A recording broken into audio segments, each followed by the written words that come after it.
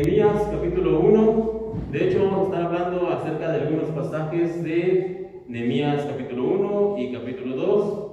Y seguramente si usted cumple con su lectura anual o alguna vez ha leído la Biblia completa, recordará haber escuchado algo acerca de esta historia de Nehemías.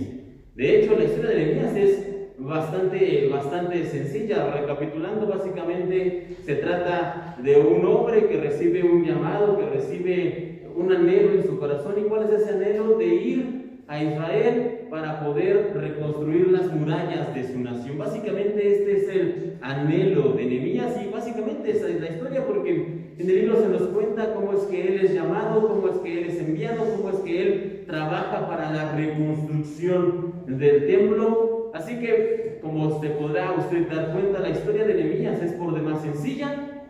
La historia de Nehemías la podemos contar en un par de minutos. Sin embargo, es precisamente por esta sencillez y por esta rapidez con la que podemos escuchar y contar la historia que muchas veces nos perdemos con facilidad lo que realmente la historia quiere contarnos. Muchas veces nos perdemos de los tesoros que el Señor ha dejado en este relato, en esta historia de Nehemías, porque, repito, es muy sencilla de entender, de leer, de comprender. Y es por esta razón, hermanos, que en este domingo y en los próximos domingos también, si el Señor lo permite, vamos a ahondar en esta historia y vamos a extraer, si el Señor nos lo permite también, estas riquezas que Él ha preparado para nosotros en sus diferentes pasajes y en todo lo que nosotros podemos encontrar. Una vez que hemos dicho esto y que conocemos a grandes rasgos la historia de Nehemías, quisiera comenzar en esta mañana poniendo un poco más de contexto. Ahora, sabemos, como ya les decía, lo que Nehemías hizo. Conocemos su historia. Sabemos incluso cuál era su ocupación cuando comienza el relato. Él era el copero del rey. Sin embargo, ¿cómo es que llegamos ahí? ¿Cómo es que un israelita llegó a ser copero de un rey persa? ¿Cómo es que nosotros nos encontramos en toda esta situación, en esta posición, cuando comenzamos con el libro de Nehemías? Bueno, si usted hace memoria, incluso si usted no ha leído de todo la Biblia o simplemente la ha leído de paso, hemos escuchado o conocemos algo acerca del rey David. Él no fue el primer rey de Israel, de hecho fue el segundo, pero sí fue posiblemente el más grande de los reyes de Israel. Luego de David, no vamos a hablar realmente mucho de él, vino su hijo Salomón. Salomón llevó a una mayor grandeza al reino de su padre, construyó el templo, hizo expansiones a través de conquistas. Realmente Salomón trabajó bastante fuerte en la edificación de su reino, pero al final de sus días Salomón se desvió y dejó de servir a Dios. Luego de esto, luego de Salomón, el que quedó al frente fue su hijo, Roboam. Y Roboam, que fue el cuarto rey de Israel, el tercero en la línea de David, Roboam comenzó muy mal su reinado. Comenzó a explotar a la gente, comenzó a tratar mal a sus súbditos, a tal punto que lo que sucedió es que el reino se dividió. Unos decidieron seguir todavía a Roboam a pesar de sus malos tratos, pero otros se separaron de él. Y de esta manera tenemos dos reinos de Israel, o el reino de Judá para ser más exactos, y el reino de Israel. Uno estaba ubicado al sur y otro estaba ubicado al norte. Cada uno de estos reinos tuvo aproximadamente 20 reyes durante su existencia. Pero había un problema recurrente en ambos reinos, en el del sur y en el del norte. Había un pecado al que constantemente estaban cayendo estos reinos, y ese pecado era el pecado de la idolatría. ¿Qué es lo que pasaba? Que estos pueblos decían servir a Dios, tenían el templo, seguían trabajando con toda esta cuestión de sacrificios, pero pasaba algo. Lo que sucedía era que la mayoría del pueblo siempre tenía ídolos, ya sea en sus casas, o tenían altares altos, o tenían otros templos diferentes al del Señor en donde iban a adorar a los ídolos. Pero más importante aún, tenían los ídolos en su corazón, tenían a alguien más aparte del Señor. Y por esta razón es que tenemos los libros de los profetas. En los libros de los profetas, si usted va y los lee con calma, va a ver que hay un llamado constante de parte de estos hombres al pueblo para que regresen a Dios, para que dejen los ídolos y para que solamente se concentren en el Señor. Este era el llamado constante de los profetas, y aunque muchas veces el pueblo tenía pequeñas reacciones, al final siempre regresaban a este problema de los ídolos. Así que con este problema, con este pecado de la idolatría, el Señor, por medio de los mensajes de los profetas, les decía básicamente lo siguiente: tienen que arrepentirse, tienen que dejar estos ídolos que tienen, o yo voy a retirar mi protección de ustedes. Esta era la situación. Y el Señor les mandaba a grandes rasgos este mensaje, vez tras vez tras vez. Sin embargo, ni el reino del sur ni el reino del norte entendieron esto. Y entonces, primero cayó el reino del norte, fueron arrasados, prácticamente borrados del mapa, y unos 100, 120 años después, el reino del sur también cayó. Y el reino del sur, hermanos, es en donde los babilonios fueron, sitiaron la ciudad, destruyeron, quemaron el templo, tiraron los muros y se llevaron al pueblo cautivo. Eso se conoce, hermanos, como la conquista babilónica o el cautiverio de Babilonia, y se llevaron, hermanos, al pueblo cautivo durante 70 años aproximadamente.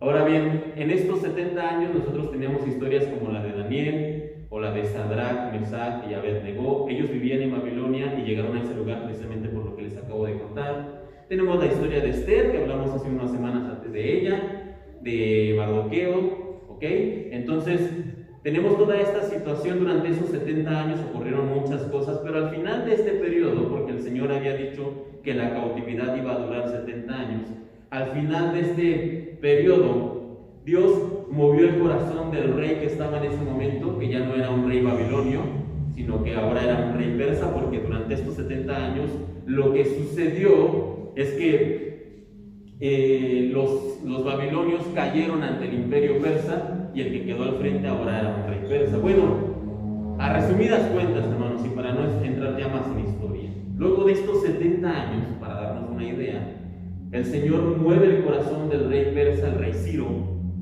y manda a crear una ley o un anuncio en donde dice que Él va a permitir que todos los israelitas que están cautivos en la tierra de Babilonia puedan regresar a su patria. Y entonces la gente se emociona, muchos toman sus cosas y regresan a Israel, guiados por un hombre llamado Zorobabel, del cual vamos a estar hablando no en esta semana sino en las siguientes. Zorobabel guía a la gente, a los cautivos, de vuelta a Israel, y ellos regresan para poder habitar otra vez su tierra, pero no nos vamos a concentrar tampoco en eso en esta mañana. Ahora bien, regresemos un momento a Babilonia.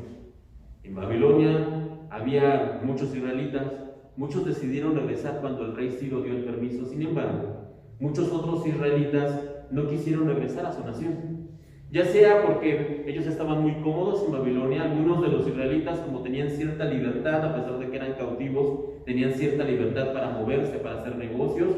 Muchas familias habían prosperado en Babilonia, muchas familias habían crecido monetariamente o en cuestión de relaciones.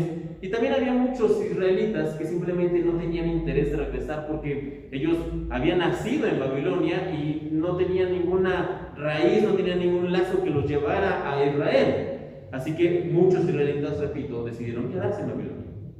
Luego de esto, pasaron aproximadamente otros 60 años después de que los primeros israelitas regresaron a Babilonia, a Israel, perdón. Pasaron 60 años y Dios una vez más interviene y mueve el corazón de un nuevo rey persa, porque ya no estaba Ciro, había ahora otro rey persa llamado Artajerjes. Mueve su corazón y entonces manda a llamar a este rey a un hombre llamado Esdras. Le dice: ¿sabes qué, Esdras? Tienes que ir y tienes que enseñarle su ley de ustedes, los israelitas, a su pueblo. Y manda a Esdras. Y poco tiempo después ocurre la historia de Nehemías. ¿Ok? Y es aquí donde nosotros comenzamos. Poco tiempo después de que el rey manda a Esdras, Nehemías recibe ahora sí esta oportunidad de la que hablábamos de parte del rey Artajerjes, de ir, de ayudar al pueblo, de reconstruir los muros, hermanos. Por eso es que comenzamos la historia de Nehemías, con Nehemías como copero, con Nehemías en la corte del rey persa. Sin embargo, ¿quién era Nehemías? Ya mencionamos varias veces su nombre en esta mañana, pero ¿quién era Nehemías? Bueno, hermanos, Nehemías era uno de los hombres, uno de los israelitas que había nacido en Babilonia, uno de los del cautiverio. Él nació y creció en Babilonia. Él realmente nunca conoció a Israel antes. Él no fue llevado cautivo, él nació, repito, y creció en Babilonia. Y aunque realmente no lo sabemos a ciencia cierta, es muy probable que su familia haya sido una de las familias que se quedaron porque habían prosperado en Babilonia. ¿Cómo sabemos que su familia era una familia acomodada, digamos? Bueno, esto podemos decirlo así simplemente por su puesto, por el puesto que él tenía, el puesto de trabajo. ¿Cuál era su puesto? Era copero del rey. Y ahorita vamos a llegar a eso. También podemos deducir que su familia tenía cierta posición por la manera en que Nehemías se mueve, por la manera en que él se expresa, porque es muy propio, porque sabe a quién debe dirigirse, tiene contactos. Entonces, seguramente tenía una buena formación, una buena educación. Así que, en resumidas cuentas, Nehemías venía de una familia acomodada de Babilonia, una familia israelita, sí, pero acomodada en Babilonia. Ahora, hablemos un poco acerca de la ocupación de Nehemías. Nehemías, la Biblia nos dice que era copero del rey. Y a veces podemos llegar a imaginarnos que simplemente su trabajo era llevar la bandeja con la copa, entregársela al rey, y que básicamente este era el trabajo de Nehemías. Sin embargo, esto sí era parte de su trabajo, pero hay que entender completamente el contexto. En la antigüedad, alguien que fungía o que tenía esta ocupación de ser copero del rey, tenía que ser alguien que tuviera la entera confianza del rey. Era alguien allegado al rey, era alguien íntimo al gobernante, era una persona cercana y tenía que ser alguien honesto y prácticamente de carácter intachable. Así que el puesto de Nehemías, su ocupación, el ser copero del rey, no solamente nos dice que él tenía una buena posición económica, una buena familia, sino que también nos habla mucho acerca de su carácter. Podemos entender que él, Nehemías, era un hombre prácticamente de reputación intachable. ¿Por qué? Porque el rey lo tenía como allegado y era de su entera confianza del rey. En pocas palabras, Nehemías era un gran hombre. Y es con todo este telón de fondo, hermanos, de por qué los israelitas fueron a Babilonia, de cómo es que luego fueron liberados del cautiverio, de cómo tuvieron que pasar otros 60 años. Con todo esto, hermanos, es que comienza la historia de Nehemías. Y desde iniciar el libro, desde el capítulo 1, hermanos, ahí se nos presenta de qué se va a tratar el libro, se nos presenta el reto que se tiene que resolver, se nos da básicamente la parte más importante de la historia. Acompáñenme, por favor, para que podamos tenerlo más adecuadamente en la mente. En Nehemías capítulo 1, Nehemías 1, vamos nosotros a leer los primeros 3 versículos para que podamos tener una idea de lo que estamos hablando. Ahora sí, Nehemías capítulo 1, versículo del 1 al 3, la Biblia dice lo siguiente: a fines del otoño, en el mes de Kisleu, del año 20 del reinado del rey Artajerjes, me encontraba en la fortaleza de Susa. Hanani, uno de mis hermanos, vino a visitarme con algunos hombres que acababan de llegar de Judá. Les pregunté por los judíos que habían regresado del cautiverio y sobre la situación en Jerusalén. Aquí estamos hablando de los que regresaron 60 años antes con Zorobabel. Les pregunta Nehemías: ¿cómo está? ¿Cómo van las cosas en Jerusalén? Y me dijeron: las cosas no andan bien. Los que regresaron a la provincia de Judá tienen grandes dificultades y viven en desgracia. La muralla de Jerusalén fue derribada y las puertas fueron consumidas por el fuego. Ahora, hermanos, como ya les decía, estos que regresaron fueron los que regresaron originalmente con Zorobabel. Cuando el rey Ciro, 60 años antes, decretó que los cautivos podían regresar a su ciudad, a Israel, la gente se emocionó. Una gran multitud se juntó y regresaron. De hecho, si usted ve los sobres de los diezmos, ahí tenemos en parte del relato donde dice que aquellos que eran cautivos regresaron con gozo y alegría, y porque iban cantando, porque regresaban a la ciudad de donde venían. Por eso es que ellos iban cantando, por eso es que ellos iban contentos. Y cuando llegaron a la ciudad, ellos llegaron muy animados, pero ¿sabe qué? Encontraron ruinas. Encontraron edificios destruidos, el templo quemado, los muros completamente deshechos. Y eso los desmoronó. Pero fue tan grande su desmotivación, hermanos, que habían pasado 60 años y prácticamente no habían hecho nada. Habían medio intentado reconstruir el templo, habían medio intentado reconstruir los muros, pero realmente nunca terminaban el trabajo. La gente, como leíamos aquí, vivía en miseria y desgracia. Y habían pasado 60 años y estaban completamente desmotivados. Y ante esta situación, ante este panorama, ante estas noticias que recibe Nehemías, ¿qué fue lo que él hizo? Póngase por un momento en los zapatos de Nehemías, que recibe estas noticias tan difíciles, tan complicadas. ¿Qué haría usted?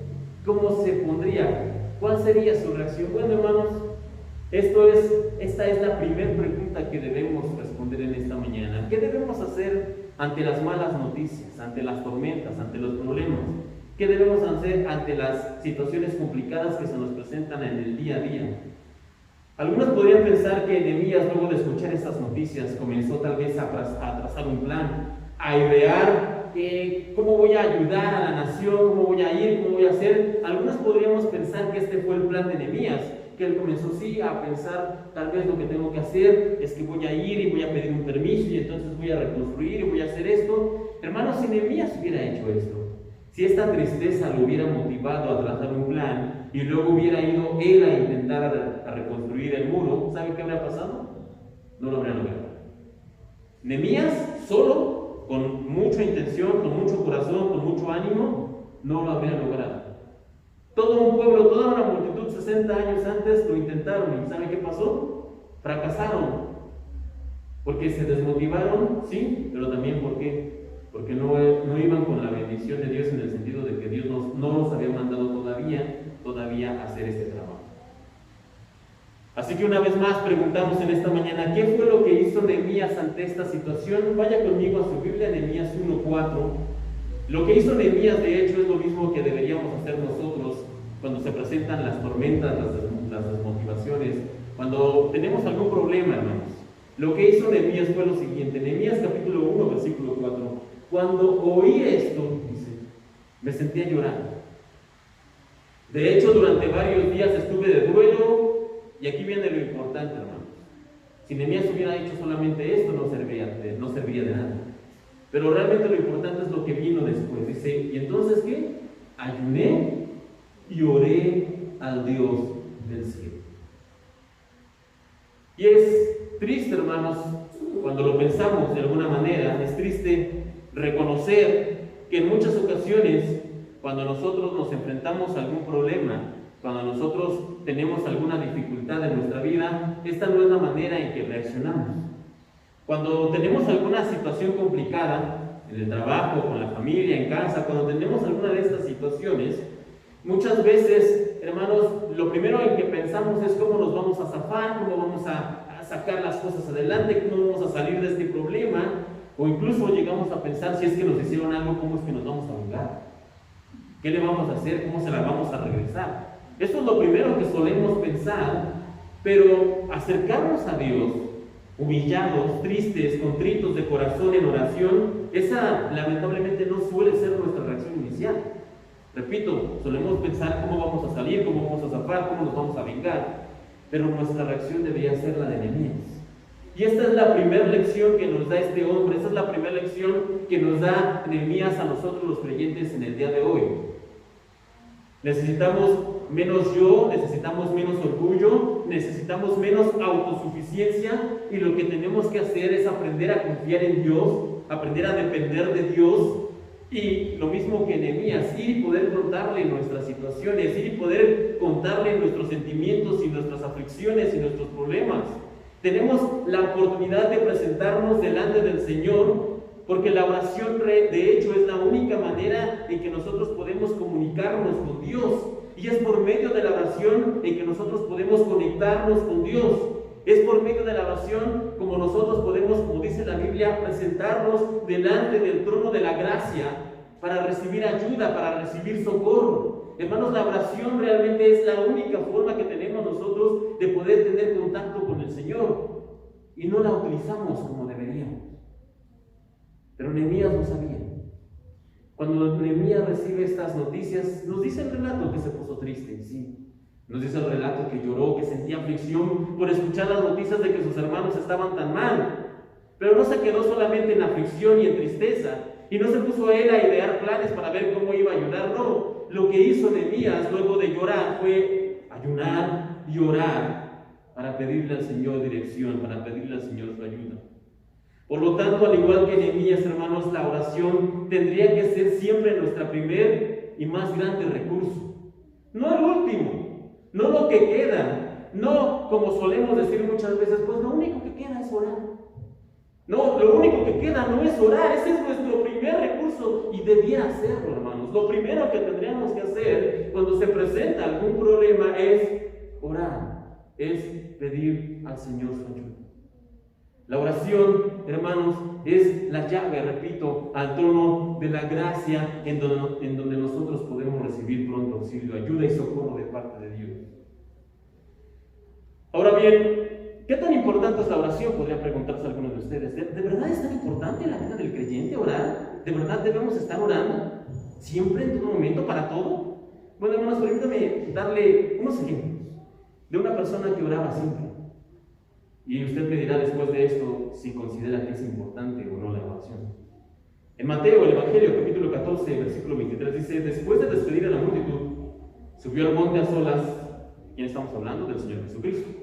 Subió al monte a solas para orar, y al anochecer estaba ahí solo. Uno más, Marcos, capítulo 6, versículo 46. Y después de despedirse de ellos, una vez más estamos hablando del Señor Jesucristo, después de despedirse de ellos, se fue al monte a orar. Uno más, Lucas capítulo 6, versículo 12. En esos días él se fue al monte a orar y pasó toda la noche en oración a Dios. Otro, Marcos capítulo 1, 35. Levantándose muy de mañana, cuando todavía estaba oscuro, salió y se fue a un lugar solitario y ahí oraba. Uno más, Lucas capítulo 5, versículo 16. Lucas 5, 16. Pero con frecuencia él se retiraba a lugares solitarios y oraba. Hermanos, nuestro Señor Jesucristo, el Hijo de Dios, el mismísimo Hijo de Dios, frecuentemente, como acabamos de leer, dice aquí, se apartaba para poder orar. Y si el Señor tenía que hacer esto, si el Señor tenía que tomar momentos, si el Señor tenía que separarse y apartarse para poder orar, ¿qué nos hace pensar nosotros que podemos tener una vida como cristianos o como creyentes o como hijos de Dios sin tener una vida de oración? Simplemente no se puede. No podemos desconectar una cosa de la otra. Si queremos ser realmente hijos de Dios, si queremos tener realmente una vida de contacto y comunión con Dios, necesitamos entonces tener una vida de oración. Porque el Señor Jesucristo nos lo demostró. Porque en esto que acabamos de ver de Nehemías, se nos enseña claramente que lo primero que necesitamos hacer ante las tormentas y problemas de la vida es orar. Es pedirle al Señor su apoyo, su ayuda, su dirección, su fortaleza, su ánimo y la confianza que necesitamos. Así que, ¿cómo es que nosotros podemos pensar que vamos a salir de la aflicción, o que vamos a vencer los problemas que tenemos, o que vamos a atravesar la tormenta en la que nos encontramos, si no oramos a nuestro Dios? Simplemente no se puede. Ahora bien, hasta este punto, hasta este momento del mensaje, me parece que se ha transmitido con claridad la necesidad de orar, la necesidad que tenemos de orar ante las dificultades que tenemos, ante los problemas de la vida. No obstante, hermanos, puede hacer una nueva pregunta, surge una nueva pregunta. ¿Qué debemos hacer, hermanos, una vez que hayamos orado? Porque podemos decir, bueno, ya entendí, nos queda completamente claro que debemos orar. Eso ya lo entendimos. Muy bien. Nehemías también nos da una respuesta, hermanos. Luego de orar, él nos enseña qué tenemos que hacer. Él nos enseña cuál debe ser el siguiente paso. Bueno, como acabamos de leer en Nehemías capítulo 1, versículo 4, se nos dice que Nehemías lloró, sí, pero después se fue, ayunó y oró. Esto nos queda claro. Y él, obviamente, tenía un trabajo, ya lo mencionamos, copero del rey, y por mucho que estuviera triste y por mucho que tuviera problemas, él tiene que presentarse a su trabajo, así que él se reintegra a su trabajo. Sin embargo, también la Biblia nos dice que cuando él vuelve a trabajar en este puesto que tenía, su semblante era diferente. Él estaba estaba triste, estaba cabizbajo por todo lo que había escuchado, por todas las noticias que se agolpaban en su corazón. Y este rostro desmejorado debió ser tan evidente que el mismísimo rey se dio cuenta. El mismísimo rey se dio cuenta de que Nehemías estaba triste, de que algo le pasaba, y entonces efectivamente le pregunta: ¿por qué esa cara, Nehemías? ¿Qué tienes? ¿Qué te pasa? Ahora, ante esta situación, hermanos, cualquiera de nosotros podría pensar que la respuesta de Dios, luego de que Nehemías ya había orado, ya estaba en camino. Cualquiera de nosotros podría pensar: bueno, ya Nehemías, ya oraste, ya hiciste esa parte, digamos, del trabajo, ya le pusiste las cosas delante de Dios, ya cumpliste con eso, entonces Nehemías ya debería tener un plan, o ya debería tener una respuesta, ya debería saber lo que va a hacer. Pero cuando nosotros vamos a la Biblia, hermanos, leemos lo siguiente. Acompáñenme, por favor, Nehemías 2. Nehemías capítulo 2.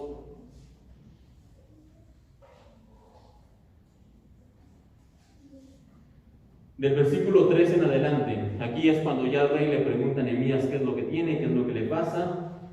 Del versículo 3 del capítulo 2 de Nehemías dice: pero le contesté, aquí está: viva el rey para siempre. ¿Cómo no voy a estar triste cuando la ciudad donde están enterrados mis antepasados está en ruinas y sus puertas han sido consumidas por el fuego? El rey preguntó: bueno, ¿cómo te puedo ayudar? ¿Y qué fue lo que hizo Nehemías, hermano? ¿Qué dice ahí? Después de orar a Dios del cielo, contesté. Así que, hermanos, si usted me pregunta qué viene después de orar o qué debemos hacer después de orar, ¿sabe cuál es la respuesta? Seguir orando. ¿Qué viene después de orar? Seguir orando. Nehemías nos lo muestra, y no solamente Nehemías, sino que tenemos muchos ejemplos en la Biblia en donde la gente ora, pero después siguen orando. Muchas veces algunos nos llaman estas oraciones las oraciones suspiro. Cuando dice aquí que después de orar a Dios del cielo contesté, esto no significa que Nehemías dijo: bueno, rey, permítame, deme unos minutos, voy a ir a un lugar aquí apartado, me voy a poner a orar. No significa eso. Cuando dice aquí que Nehemías oró, cuando se nos dice aquí, básicamente son estas oraciones que algunos le llaman oraciones suspiro. Esas oraciones que hacemos de manera rápida y concisa muchas veces en el momento. Esas oraciones que son algo así como que: Señor, ayúdame, por favor. Son oraciones que muchas veces ni siquiera las decimos con voz audible, que van en nuestra mente, en nuestro corazón. Son esas oraciones que debemos estar haciendo en todo momento. Y es que una vida de oración, hermanos, una verdadera vida de oración, no consiste solamente en tener tiempos apartados para poder orar. Es ahí donde comienza una vida de oración, en tener un tiempo, un lugar específico cada día para poder hacer una oración. Todos los días a las 8:30 de la noche voy a tomar 15 minutos para poder orar. Eso está bien, ahí comienza una vida de oración. Por las mañanas, antes de que todos se despierten, a las 5:30 de la mañana, voy a tomar media hora para poder orar, para poder comenzar el día. Eso está bien, ahí comienza una vida de oración. Pero es donde comienza. Luego tenemos que llevar la oración más allá, y tenemos que llevar de hecho la oración a todas partes, a toda hora. De esta manera, hermanos, entonces podríamos realizar, o podemos cumplir más bien, aquella recomendación que se nos hace en Primera de Tesalonicenses 5:17. ¿Cuál es esa recomendación? Es uno de los versículos más cortos de la Biblia. Primera de Tesalonicenses 5:17, la recomendación es la siguiente: orad sin cesar. ¿Cómo vamos a orar sin cesar si vamos a estar encerrados de rodillas? No, eso no significa aquí, hermanos. ¿Cómo logramos esto? ¿Cómo logramos orar sin cesar? Como les digo, es evidente que no vamos a estar todo el tiempo en un lugar separado de rodillas orando. Eso sería simplemente imposible. Así que lo que debemos hacer es lo que hacía Nehemías, lo que nos da aquí ejemplos, hermanos. Orar cada que podamos en nuestro interior. Orar a cada paso que damos, orar en cada oportunidad que tengamos, orar con cada necesidad que se nos presente, orar en cada momento oportuno, en cada situación que esté abierta la posibilidad. Nosotros tenemos que aprender a orar, y de esa manera podemos entonces, como dice aquí, orar sin cesar. Así que una vez más, hermanos, ¿qué sigue después de la oración? Seguir orando en todo momento, seguir orando a cada paso. Así que, hermanos, si usted ya identificó su problema, si usted ya sabe cuál es la situación que lo está agrupando, si usted ya sabe qué es lo que tiene en su corazón, qué es lo que tiene que hacer, orar. Y una vez que haya terminado de orar, ¿qué tiene que hacer? Seguir orando. Ahora bien, después de todo esto, regresando a la historia de Nehemías, después de lo que acabamos de contar acerca de él, Nehemías lo que recibe es el visto bueno del rey. El rey le dice, básicamente, Nehemías, ¿qué necesitas? ¿Qué pides? Entonces ahí sí, después de haber orado y de haber vuelto a orar, Nehemías, como decía ahí, contesta, le dice, ¿sabe qué? Necesito esto, esto y esto, y que me ayude, y que me envíe, y que me dé cartas. Ya Nehemías le da todo su plan al rey, y entonces efectivamente el rey responde enviando a Nehemías a Jerusalén con una guardia, con hombres para trabajar, con cartas para los gobernadores, con mucho apoyo para todo el proyecto. Así es como Nehemías es enviado de vuelta a Jerusalén. Y con todo esto que recibió Nehemías, hubiera sido fácil que él llegara a la ciudad como un héroe, haciendo sonar bombo y platillo para que la gente se emocionara y gritaran, aquí viene el Salvador de Israel. Eso habría sido fácil para Nehemías. Y llegar con toda la emoción y con todo el punch y decir, ¿sabes qué? Vamos a llegar para emocionar a la gente, y entonces la gente emocionada va a comenzar a trabajar en el proyecto. Esto habría sido muchas veces la idea de cualquiera de nosotros. Emocionar a la gente, cuestiones emocionales. Sin embargo, esto no fue así. Es evidente que la llegada de Nehemías seguramente no pasó desapercibida, porque llegó con todo un séquito, llegó con caballos, llegó con gente. La gente se dio cuenta que Nehemías llegó, pero él no le comunicó a nadie por qué estaba ahí. Simplemente fue alguien más que llegó, otro de los cautivos que regresó. Y la gente tal vez ni siquiera se cuestionó por qué estaba ahí Nehemías. Reitero, no se lo dijo a nadie de momento. Ahora, ¿qué fue lo que hizo cuando llegó? Acompáñenme una vez más en su Biblia, ahí en Nehemías 2. Nehemías capítulo 2, vamos a leer el versículo del 11 al 13 ahora. Nehemías 2, del 11 al 13. Llegué pues a Jerusalén, y después de estar ahí 3 días, me levanté de noche, y yo y unos pocos varones conmigo, y no declaré a hombre alguno lo que Dios había puesto en mi corazón que hiciese en Jerusalén. Ni había cabalgadura conmigo, excepto la única que yo cabalgaba, y salí de noche por la puerta del valle hacia la puerta del dragón y a la puerta de Muladar. Y observé los muros de Jerusalén que estaban derribados y sus puertas que estaban consumidas por el fuego. Ahora, llegando, como dice aquí, luego de 3 días, Nehemías lo que hizo fue un recorrido. Hizo este recorrido completo, ciertamente o seguramente, para ver el estado de la ciudad. Él sabía que iba a reconstruir los muros, pero no sabía cómo iban a estar los muros, porque una cosa es que te digan y otra cosa es verlo. Y entonces él sale para ver la condición en la que se encontraba la ciudad. Él sale a hacer este recorrido para dimensionar el tamaño de la obra que tenía que poner, en la que tenía que trabajar. Pero sabiendo lo que sabemos de Nehemías hasta este punto, ¿qué piensan que estaba haciendo Nehemías mientras recorría la ciudad? Seguramente, aunque la Biblia no lo dice, pero seguramente Nehemías oraba. Seguramente Nehemías iba viendo muro por muro, puerta por puerta, y todo el trabajo que tenía y todo lo que tenía que hacer, pero en su interior Nehemías iba orando. Seguramente Nehemías iba pidiéndole ayuda al Señor. Señor, este trabajo es mucho. Señor, es demasiado lo que tenemos que hacer. Señor, esta obra es imposible para los hombres, pero no para ti. Por favor, ayúdanos. Nehemías seguramente iba orando. Ahora bien, como ya les mencionaba también hace un momento atrás, hermanos, con todo el séquito que traía Nehemías, con todas las cartas de apoyo que el rey le había dado, era bastante fácil que él se presentara como el héroe que iba a rescatar a la nación y que todos se emocionaran y que todos incluso lo alabaran a él, pero él no lo hace así.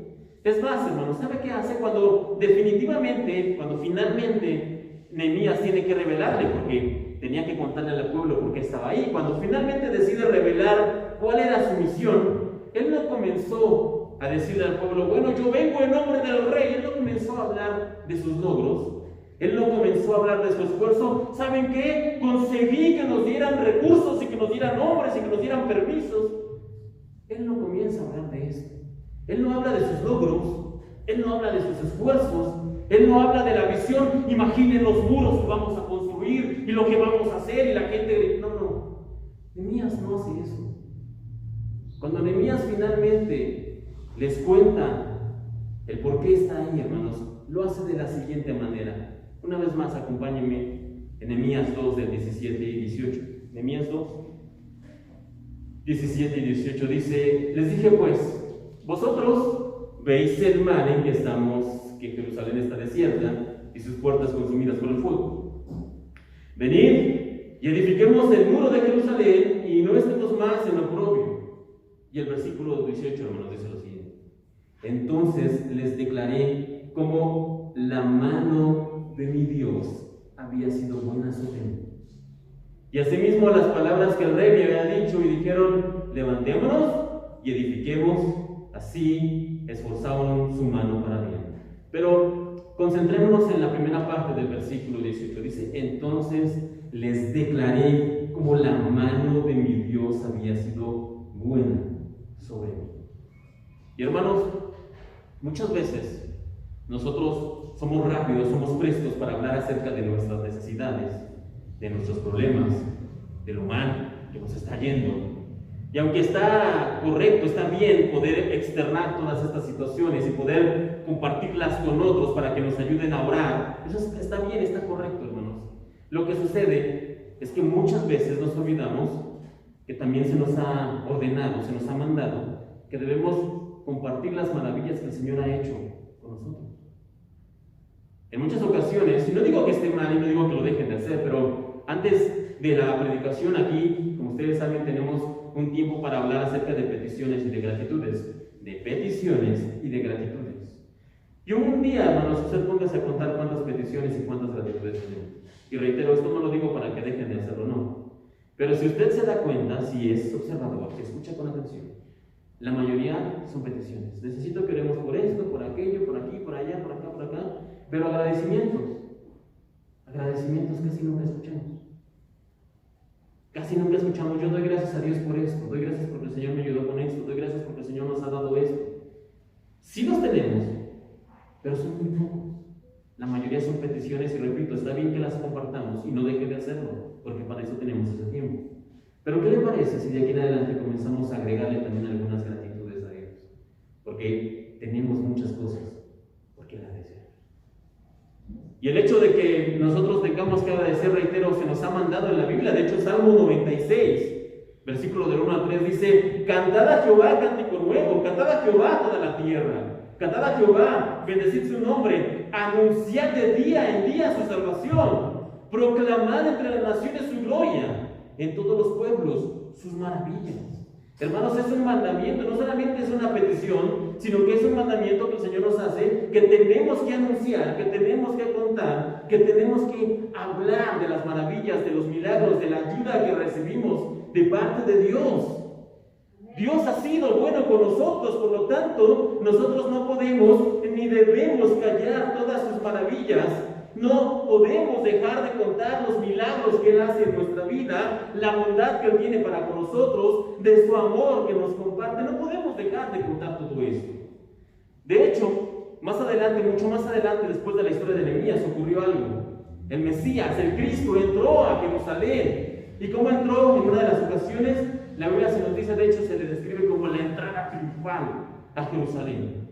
¿Por qué? Porque ya estaba la gente entendiendo quién era Cristo. Y entonces se nos dice en el relato de la Biblia que cuando Él iba entrando, mucha gente comenzó a gritar: bendito el que viene en el nombre del Señor, bendito el que viene en el nombre de Jehová. Y Él iba entrando y la gente a coro gritaba todo esto, anunciaban las cosas buenas del Señor. Pero ante esta situación, algunos fariseos que estaban por ahí escucharon esto y se enojaron. Y vinieron con Jesús y le dijeron: ¿que no escuchan lo que están diciendo? ¿Por qué no mandas que se callen estos? ¿Y qué fue lo que respondió el Señor? En Lucas, Evangelio de Lucas, capítulo 19, versículo 40, dice: Él respondiendo les dijo: os digo que si estos callaran, las piedras clamarían. Así que, hermanos, si nosotros nos callamos, si nosotros no contamos, si no proclamamos la bondad de nuestro Dios, si no contamos las maravillas que Él hace día a día en nuestra vida, si nosotros nos lo callamos, aún las piedras van a clamar y van a declarar lo que el Señor ha hecho. porque sus maravillas son incontables, son buenas, sus maravillas son para nosotros nuevas cada día. Y nosotros debemos de ser como Nehemías, hermanos. Repito, fácilmente Nehemías pudo haberles contado de cómo se esforzó, de cómo estuvo en el camino, de cómo logró traer recursos, pero no fue así. ¿Qué fue lo que contó Nehemías? Nehemías contó cómo la mano de su Dios había sido buena con él. Y es lo mismo que nosotros tenemos que hacer, como la mano de nuestro Dios ha sido buena con nosotros. Ya para ir terminando, hermanos, como último punto de esta mañana, hay una, si quiere llamarla, incongruencia, ¿okay? Al menos yo lo veo o lo veía de alguna manera así en esta historia de Nehemías. ¿Y por qué? Permítame explicar por qué hay una incongruencia. Bueno, hablamos acerca de la importancia de la oración, hablamos en el principio acerca de la importancia de la oración para pedir la ayuda de Dios. Ese fue el primer punto de esta mañana. Tenemos que orar y luego de orar, ¿qué tenemos que hacer? Seguir orando. Luego hablamos de las maravillas que el Señor hace y de la necesidad que tenemos de proclamarlas, de contarlas a todos los demás. La oración y las maravillas. Luego, hermanos, si el Señor escucha nuestras oraciones, nuestras peticiones y nos ayuda con su gran poder haciendo maravillas, entonces pregunta, ¿por qué Nehemías tenía que ir a reconstruir un muro? Parece no tener sentido, ¿cierto? ¿Acaso Dios no podía proteger a su pueblo? Estamos hablando de un Dios que escucha oraciones y de un Dios que hace maravillas. Entonces, ¿qué necesidad de reconstruir un muro? Parece no tener sentido, repito. Ahora bien, una mirada rápida a todo este asunto efectivamente podría hacernos pensar que no tiene sentido hablar de un Dios que nos protege y al mismo tiempo ver cómo manda a alguien para que reconstruya un muro. Una mirada rápida podría hacernos pensar esto. Sin embargo, hermanos, no estaríamos contemplando muchas cosas. No estaríamos contemplando lo siguiente: que este pueblo que estaba ahí en Jerusalén estuvo por más de 100 años sin muros, con sus puertas quemadas, y aún así ese pueblo se conservaba. Deje usted un terreno sin bardear por 5 años, por 10 años. ¿Qué pasa cuando usted regresa con ese terreno? Alguien más vivo seguramente ya construyó ahí. Ahora aquí, en esta tierra, en esta gente, sin muros, sin puertas de protección, sin ejército, sin nada, habían pasado, repito, más de 100 años. ¿Cree usted de verdad que Dios no los protegía? Aun cuando no tenían muros. Lo que muchas veces no contemplamos es que aquel que guardó a los que se quedaron fue el Señor.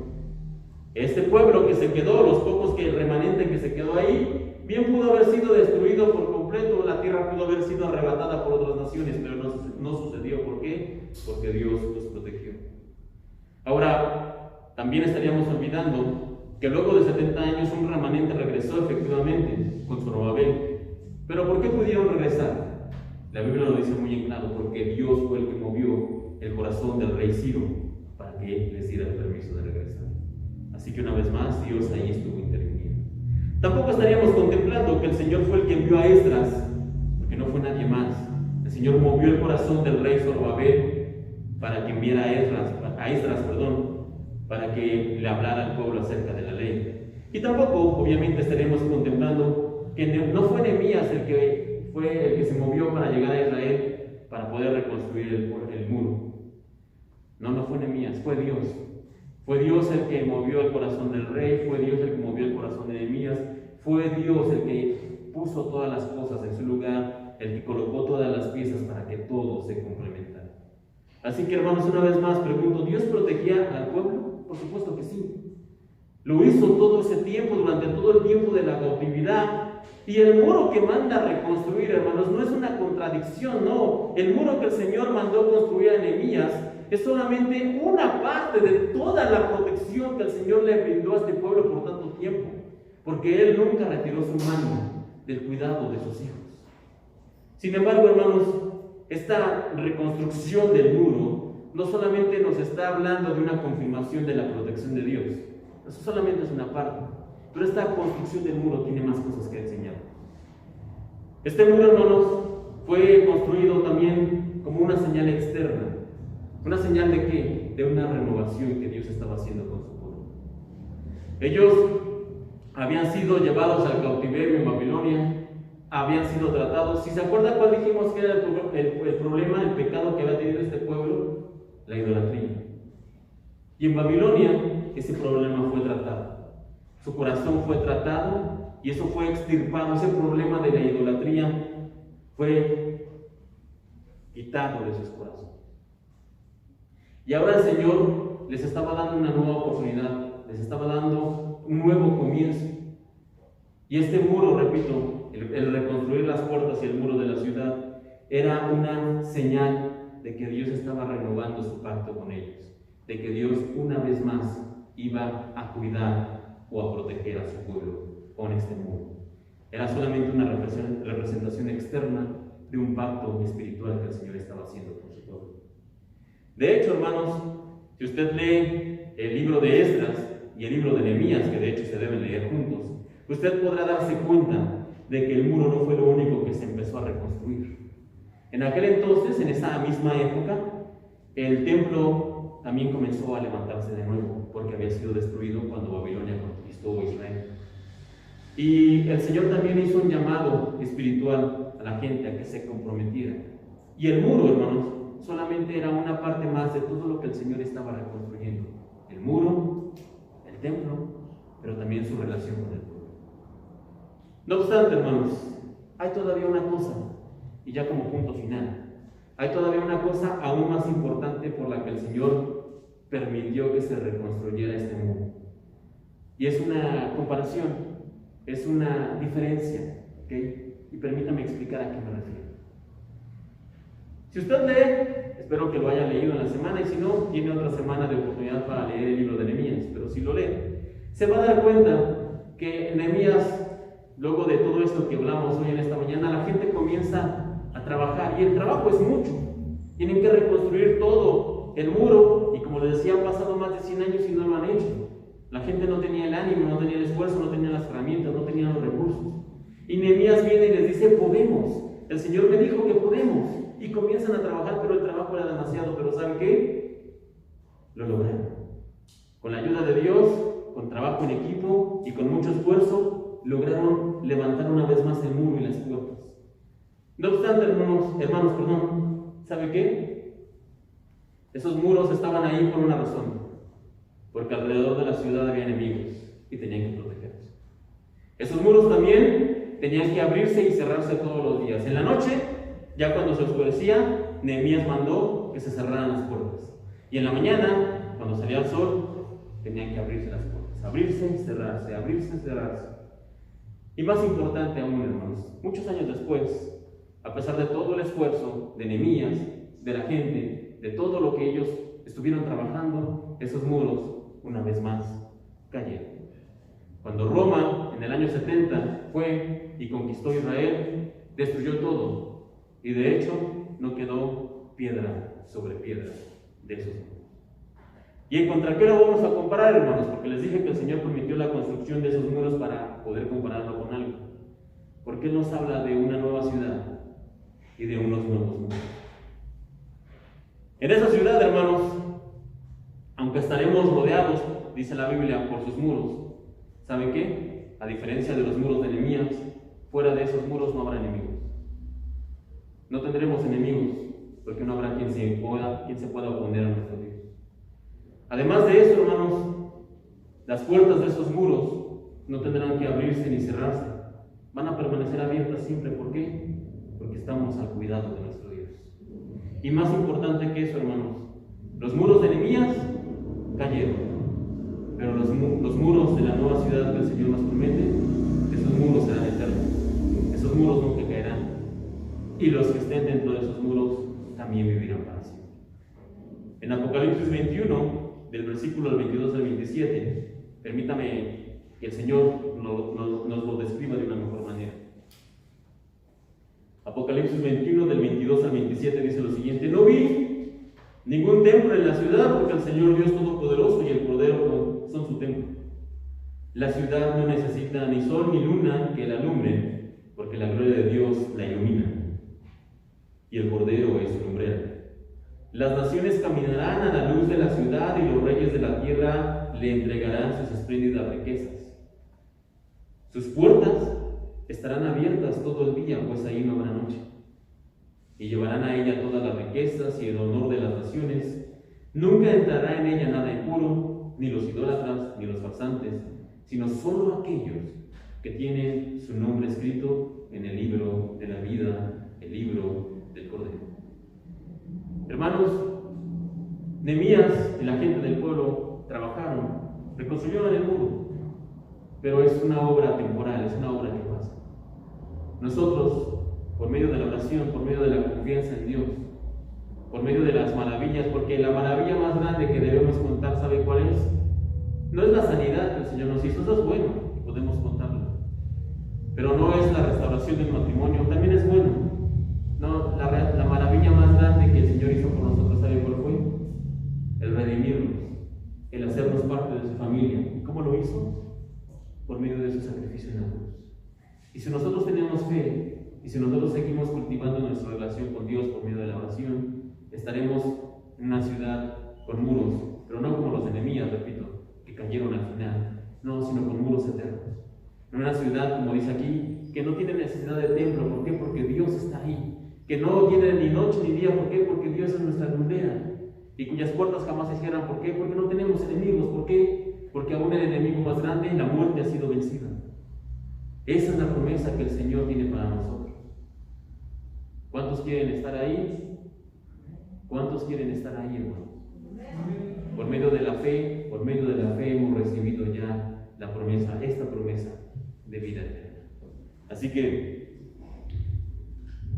cuando estemos en dificultad, ¿qué es lo que tenemos que hacer, hermanos? Como hacía Nehemías, orar. ¿Y el siguiente paso cuál es? Orar. Y luego de que el Señor nos haya respondido, ¿qué tenemos que hacer? Contar sus maravillas.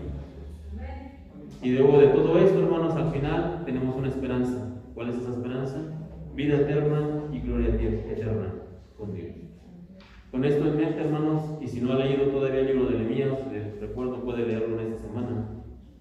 Y si el Señor lo permite, regresaremos a visitar más de lo que nos cuenta este libro la siguiente semana, pero por lo mientras es todo el día de hoy. Cierra sus ojos y vamos a orar. Señor, muchas gracias te damos por la vida, por tu amor y por tu cuidado. Gracias porque nos has dado la oración, que es la manera en la que nosotros nos comunicamos y nos conectamos contigo. Y es por medio de la oración que recibimos paz, fortaleza, consuelo, ánimo. Es por medio de la oración que recibimos lo que necesitamos conforme a nuestra vida y nuestros problemas, Señor. Gracias. Ayúdanos a valorar y a entender mejor cada día la oración, para no verla como el último recurso, sino como el recurso y lo más importante que tenemos.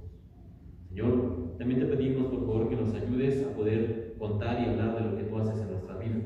Muchas veces tenemos pena o no sabemos cómo hacerlo, pero Señor, ayúdanos a poder contar lo que tú haces con nosotros, a poder expresar, a poder compartir con otros, y que la gente conozca lo que tú estás haciendo, y que nuestro testimonio pueda servir para que otros se acerquen a ti. Y Señor, gracias porque tú nos has prometido una vida eterna contigo en un reino eterno. Señor, y ese reino apenas si podemos comenzar a imaginarlo, pero ya lo que imaginamos es glorioso, ya lo que imaginamos es mucho más allá de lo que podemos tener en este mundo, en este lado de la eternidad. Gracias, Señor, porque tu promesa es que podemos estar ahí, pero ayúdanos a ser fieles, ayúdanos a aferrarnos y ayúdanos a llegar ahí por medio de la fe y por medio de tu gracia. Te pedimos que nos guardes en esta semana que comienza, que nos lleves comida a casa, que protejas este domingo y que nos bendigas en familia. Gracias, Señor, por tus muchas bendiciones. Te seguimos pidiendo en este tiempo por todo lo que está pasando en nuestro mundo, por las guerras, por las inflaciones, Señor, por las hambrunas y por esta pandemia, que tú nos sigas guardando y protegiendo con tu mano. Es lo que te pedimos.